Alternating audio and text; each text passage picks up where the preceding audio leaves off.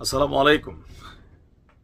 ঈদ মাত্র শেষ হলো, বা ঈদের নামাজ এখনো আসলে শেষ হয় নাই। তবে বিএনপি তাদের যেই বক্তব্য ছিল যে ঈদের পরই তারা কঠিন কর্মসূচি ঘোষণা করতে যাচ্ছে, আর এই কর্মসূচি যদি ঘোষিত হয়ে যায় বা পালন হয়, যে ভাষা প্রয়োগ শুরু হয়েছে বিএনপির পক্ষ থেকে বিভিন্নভাবে, ডক্টর মোহাম্মদ ইউনূস সরকারের জন্য বিশাল একটা ঝড় আসতে যাচ্ছে।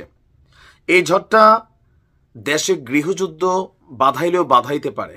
কেন বাধাইতে পারে বোঝাই। আমাদের উপদেষ্টা আসিফ মাহমুদ তিনি বলছিলেন 5ই আগস্ট যদি সরকার পতন না হতো তাহলে সশস্ত্র সংগ্রাম হতো। এই বক্তব্য থেকে অনেকের মনেই প্রশ্ন যে এই অস্ত্রশস্ত্র এদের কাছে কোথায় আছে। আমরা কেন এই কথাটা বললাম, এবার আসেন। গতকালকে হাসনাত আবদুল্লাহর একটা বক্তব্য আছে, যদি দরকার হয় রাজপথে প্রতিহত করা হবে বিএনপিকে। দেখছেন তো গতকালকের আন্দোলনের তার স্টেটাসটা। অপরদিকে বিএনপি বলছে বাপ ডাইকা ইলেকশন দিয়ে যাওয়া লাগবো।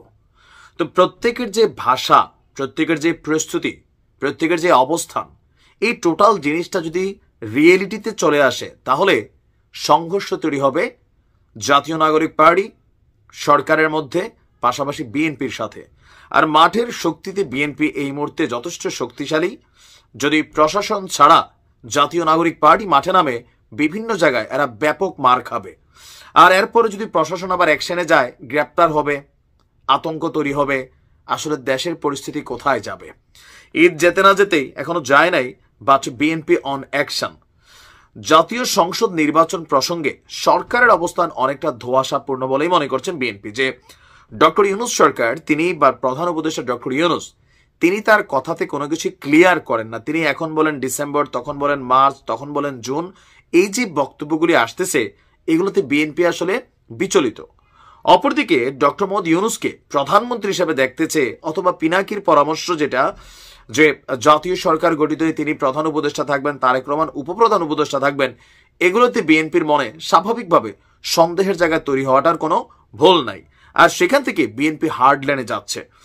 বিএনপি বলছে বেগম খালেদা জিয়ার যিনি একজন উপদেষ্টা আছেন এবং জাতীয় নাগরিক পার্টির খুবই সমালোচক বা এই মুহূর্তে চক্ষুশূল হিসেবে আছেন আপনার অ্যাডভোকেট ফজলুর রহমান, তিনি বলছেন যদি জীবিত থাকে, মানে তিনি যদি জীবিত থাকেন, বাপ ডাইকা বাংলাদেশে ইলেকশনটা দিয়ে যাওয়া লাগবে।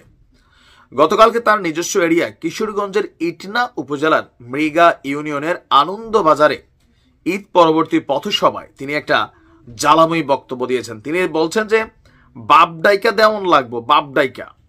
আমাকে গুলি করে মারবেন, আমার আল্লাহ আছে, আল্লাহ ইচ্ছা করলে আমাকে রক্ষা করতে পারে, পারে না। 500 গুলিও আমার বুকে লাগতে না পারে, আমার আল্লাহ আছে, আমি সত্যি কথা বলবই। এরপর তিনি এটাও বলছেন আমি ভোট চাই না, যারা রাজাকারদের হাতে নেতৃত্ব ছাড়তে চায় আমি তাদের ভোট চাই না। মানে জামাত ইসলাম সম্পর্কে তিনি বলছেন, কথাটা খুব ক্লিয়ার।